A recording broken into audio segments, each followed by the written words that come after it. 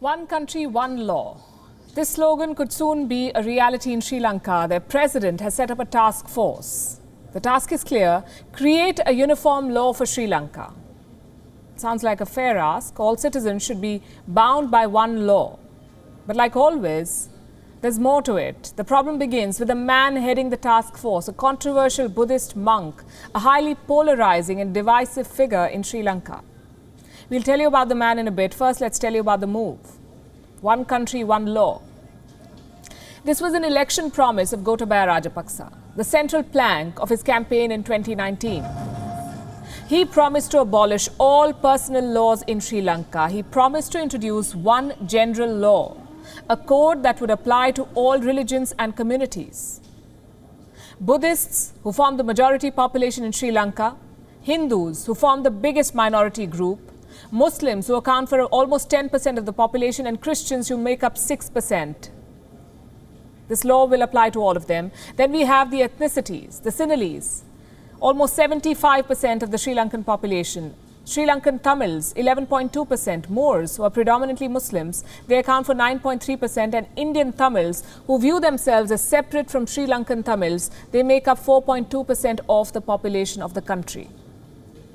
So what Gotabaya Rajapaksa wants is one law for all these people, one law that covers citizens of all religions and ethnicities in Sri Lanka. And here's what he's doing for that. Rajapaksa has formed a 13-member task force. He has done so through a special gazette. A copy of it is on your screen. It mentions two key objects. Number one, to carry out a study and prepare a draft for one country, one law. The second objective is to study previous drafts on the subject and suggest changes if needed. Now, this committee, the new task force that the president has formed, has been given 4 months to submit its report. February 28th next year, to be precise. That's when, by then, they have to submit the report. According to the Sri Lankan President's office, the aim of this committee is to compile a report so that, and I'm quoting, all citizens are treated alike in the eye of the law. So far, so good. All citizens must be treated alike in the eye of the law. But this is where things get interesting and controversial. The man entrusted with compiling this report happens to be a hardline Buddhist monk. He is notorious for anti-Muslim rhetoric. His name is Galagoda Ate Gnanasara Thero. He belongs to an ultra-nationalist organization called Bodu Balasena, which roughly translates to the Buddhist Power Force. It's a name they live up to. The body is known for its raids on several non-Sinhalese meetings, rallies and religious gatherings. Also for its attacks on Christians and Muslims in Sri Lanka. The man himself, Mr. Thero, has been to jail. In 2018, he was sentenced to 6 years in prison. What for? For interrupting a court proceeding over the abduction of a Sri Lankan journalist. Some military officials were accused in this case. When they were refused bail, Thero shouted at the presiding judge and lawyers. He also threatened the journalist's wife. So he was held guilty for contempt of court and he was sent to jail. Look at the irony here.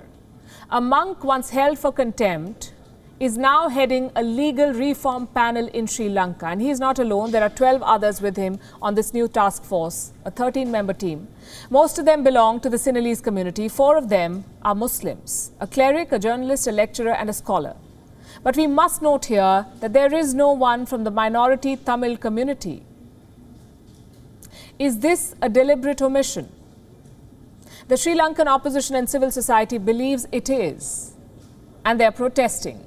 They say this committee is the definition of irony, and it cannot be trusted to come up with anything valuable. A Tamil lawmaker has said this, and I'm quoting, "What is the purpose of establishing a committee if the existing law cannot be implemented correctly? The appointment of a criminal to lead this committee is almost a joke in itself." Then we have Marianne David, a prominent journalist, who has said, and I'm quoting again, Dismayed but not surprised about the One Country, One Law presidential task force headed by Bodu Balasena's Galagoda Athe Gnanasara Thera, where is Sri Lanka headed? She put out another tweet saying, hoping it's a Halloween prank, but the joke's on us. Now here's the thing. Much like India, personal laws in Sri Lanka largely revolve around family, marriage and inheritance issues. This is a controversial subject in India too. The subject of a uniform civil code that this government promised. In Sri Lanka, these issues, these laws stem mostly from customs and practices of various communities. Most of these customs are heavily patriarchal in nature. They tend to bring only disadvantage to women. So essentially, principally, there is nothing wrong with what the Sri Lankan government is doing. It's only trying to get rid of outdated and exclusive laws.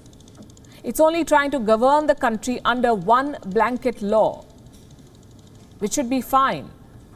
But appointing a hardline monk with a record of spewing hatred to steer this law does not inspire confidence. Not only will it undermine the validity of the suggestions made, it will also make Sri Lankan minorities feel more alienated.